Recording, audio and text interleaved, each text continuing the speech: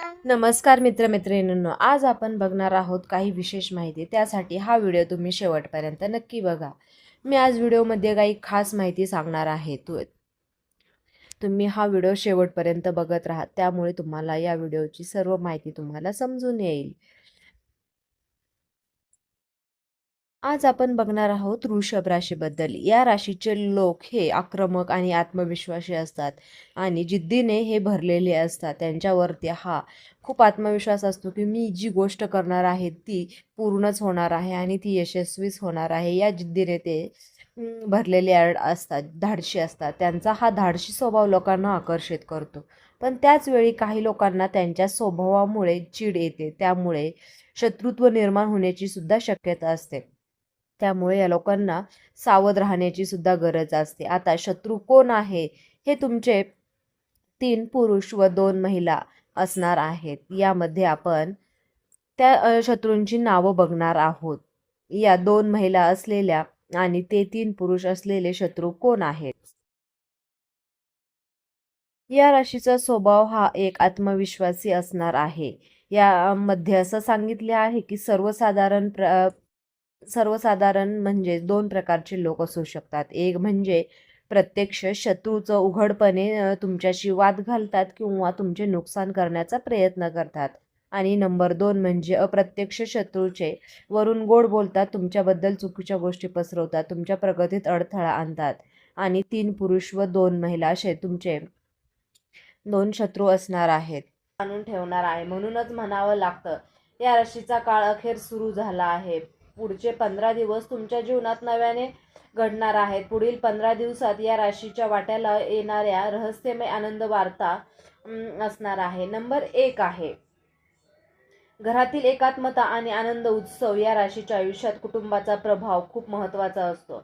अलीकडे घरात थोडे वाद, दुरावा किंवा तणाव दिसून येतील, तर आता हा काळ बदलणार आहे. पुढील 15 दिवसात घरात एक शुभ वाहता येणार आहे, जसे की संतती सुख, विवाह ठरणे, नवीन सदस्याचे आगमन किंवा गृहशोभा वाढणारी घटना. तुमच्या घरात पुन्हा एकदा हास्य, आनंद, शांतता परत येईल. हे दिवस घरगुती प्रेमाची नवीन सुरुवात घडवतील. नंबर 3 आहे भाग्याचा अकल्पित वरदहस्त. अडकलेली काम पूर्ण होतील.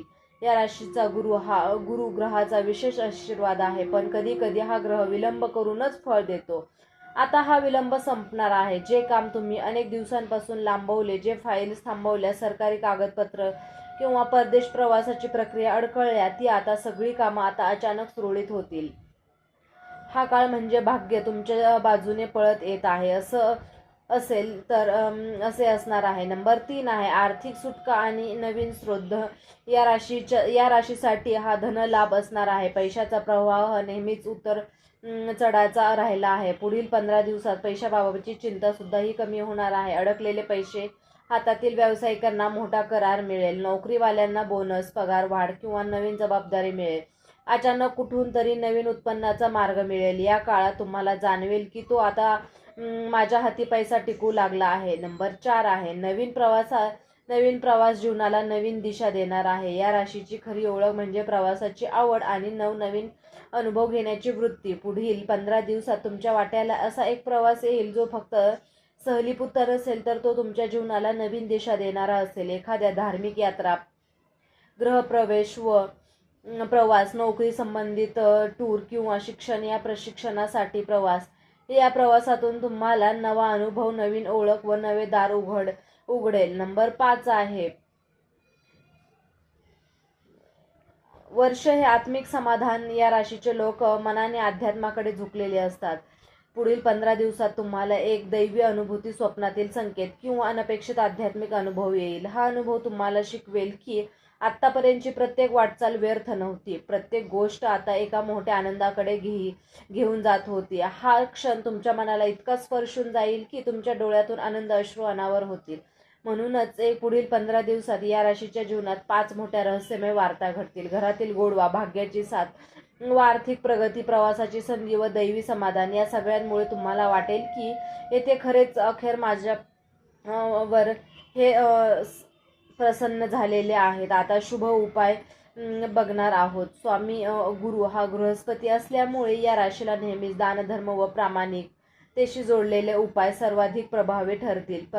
पुढील 15 दिवसात तुमच्यासाठी अत्यंत महत्त्वाचे असल्यामुळे खालील उपाय नियमित केल्यास भाग्य अधिक वेगाने जागं होईल.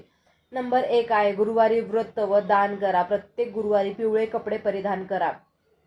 पिवळा अन्नपदार्थ उदाहरणार्थ बेसनाचे लाडू, केशरयुक्त खीर व पिवळं फळ मंदिरात दान करा. शक्य असेल तितके गरिबांना किंवा विद्यार्थ्यांना शिक्षणासाठी मदत करा. नंबर 2 आहे मंत्र जप. सकाळी गुरुवारी विशेषत म्हणजे ओम गृहस्पते नमः हा मंत्राचा 108 वेळा जप करायचा आहे.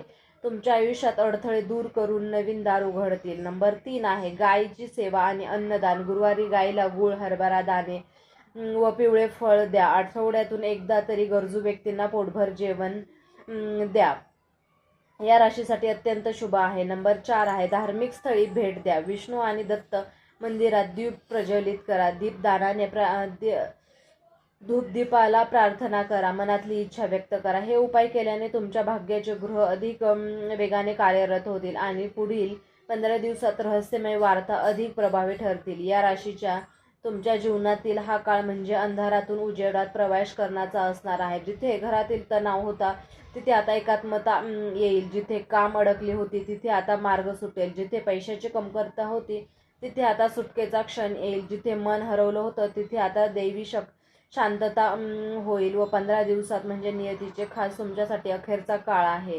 गुरुग्रहाच्या कृपेने तुम्हाला मिळणाऱ्या वार्ता फक्त बाह्य पुरत्या नसतील तर त्या तुम्हाला आत्मिक समाधान व आयुष्याच्या नव्या अध्यायाची सुरुवात करून देतील. लक्षात ठेवा या राशीचं भाग्य नेहमी उशिरा फळ देतं, पण जेव्हा देतं तेव्हा ते आनंदाने ओसांडून वाहतं. हा काळ तुम्हाला तुमच्या जीवनाचा बदलून टाकेल आणि तुम्ही स्वतःच अनुभवाल की आता माझं नशीब खरंच जागं झालं आहे. शेवटचा संदेश या राशीचा लक्षात ठेवा. तुमच्या जीवनातला प्रत्येक संघर्ष हा व्यर्थ नव्हता. आतापर्यंत तुम्ही ज्या अडचणी पाहिल्यात त्या नकारांचा सामना केला किंवा ज्या संधी तुम्ही हातातून गेल्या आहेत त्या सगळ्या गोष्टी तुम्हाला मोठ्या क्षणापासून तयार करत होत्या. तुमचं स्वामी ग्रह नेहमीच संयम शिकवतो. गुरु उशिरा फळ देतो, पण जेव्हा देतो तेव्हा तो फळ भरभरून देतो. अपेक्षापेक्षा जास्त आणि आत्म्यालाही तृप्त करणारं असतं.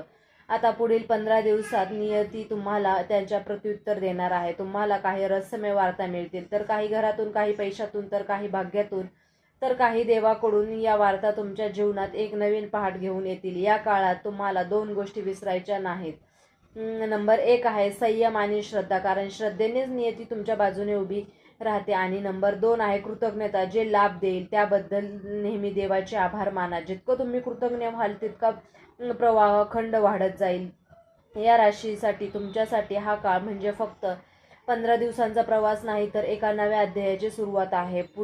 तुम्ही पुढे चालत राहा, विश्वास ठेवा आणि देवाच्या आशीर्वादाने प्रत्येक पावलांवर अडथळाऐवजी संधी दिसू लागेल. शेवटी हा गुरुंचा आशीर्वाद आहे. जिथे असतो तिथे कधीच अंधार टिकत नाही. या राशीच्या आयुष्यातील हा अंधार संपला आहे आणि आता तुमची पहाट उगवली आहे. तर मित्रांनो, तुम्हाला हा व्हिडिओ कसा वाटला? व्हिडिओ जर आवडला असेल तर व्हिडिओला लाईक करा, चॅनलला सबस्क्राईब करा आणि हा व्हिडिओ तुम्ही शेवटपर्यंत पाहिल्याबद्दल तुम्हा सर्वांच्या मनापासून खूप खूप धन्यवाद. तुम्हाला जर या राशीची अंगठी हवी असेल तर मी डिस्क्रिप्शन बॉक्समध्ये लिंक देत आहे, तिथून तुम्ही ती अंगठी खरेदी करू शकता. धन्यवाद.